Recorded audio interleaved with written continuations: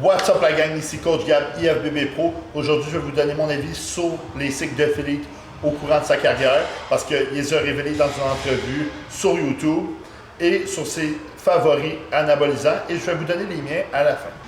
Bon, dans le fond, Philippe révèle qu'en amateur, pour gagner sa carte pro, dont Monsieur USA, il a fait seulement 500 mg de test et un cc de DK par semaine, ce qui représente environ 200 mg de DK, qui est 700 mg d'anabolisant total. Moi, je pense que c'est possible, parce que Philippe, comme on sait, c'est une génétique freak, alors tout est possible. Dans le fond, Philippe révèle qu'il a utilisé des hormones de croissance seulement après avoir gagné 2 Pro Shows dans le circuit professionnel. Et il n'en a jamais utilisé avant, ce qui peut être très douteux parce qu'on sait qu'aujourd'hui, tout le monde utilise des hormones de croissance, que ce soit dans le circuit amateur qui sont loadés, il y en a qu'on voit 10, 15, 20 unités. Même les jeunes aujourd'hui sur TikTok utilisent des hormones de croissance.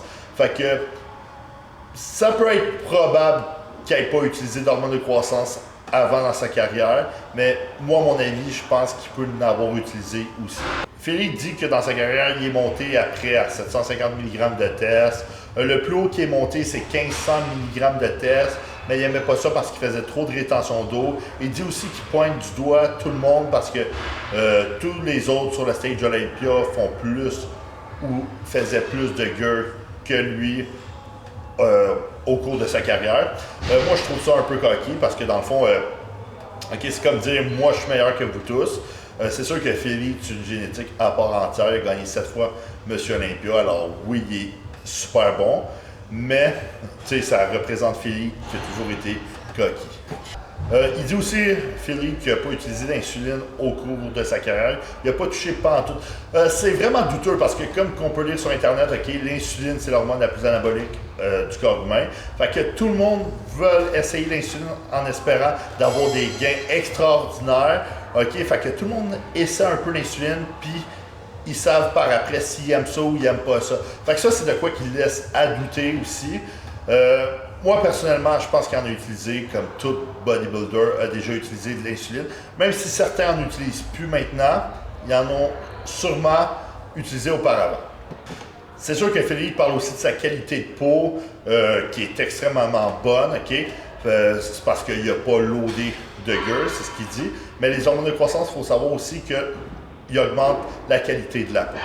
Le bodybuilding, pas juste aujourd'hui, le monde loadait énormément le stock, Si tu regardes les vieux cycles, que ce soit Mike Manzer, Nassar, ils loadaient énormément de stock. Fait que c'est pas nouveau, c'est pas d'aujourd'hui que le monde prenne beaucoup de stéroïdes, Ils disent tous qu'ils lookaient super bien dans le temps parce qu'ils prenaient moins de stéroïdes, mais c'est à voir parce que tu n'es pas avec la personne en réalité. Fait que tu peux pas savoir qu'est-ce qu'il prend, Même si quelqu'un il dit « Ah, moi je prends 3 cc de test semaine, je fais juste ça. » Prends par après, que c'est pas toujours la réalité, Le monde aime ça diminuer leur dose pour dire qu'ils sont meilleurs qu'un autre. Philippe dit aussi que expérimenter avec le train, qu'il n'aimait pas ça parce que ça augmentait trop sa prolactine, puis il devait compenser avec du Dostinex. Ceux qui ne savent pas c'est quoi, c'est un antiprolactin. Dans le fond, au lieu de prendre du Tren puis du Dostinex, il faisait juste pas prendre de Tren, comme ça, il n'y avait pas besoin de rajouter un produit tel que le Dostinex. Moi, je pense personnellement que dans sa carrière en préparation de compétition, il a toujours gardé le Tren parce que le Tren, c'est une drogue formidable qui a plusieurs bénéfices dans le bodybuilding. Oui, ça a plusieurs side effects, mais pour vrai, pour amener un physique hard et dry, beaucoup de gens prennent du Tren. Philippe révèle que la test et les hormones de croissance étaient ses produits préférés. Selon vous, dans les commentaires, quels sont mes produits préférés? Soyez prêts parce que dans une prochaine vidéo, je vais vous donner ma vision d'un cycle que quelqu'un comme Philippe, une génétique à part entière, a fait durant sa carrière pour se rendre à ce niveau-là.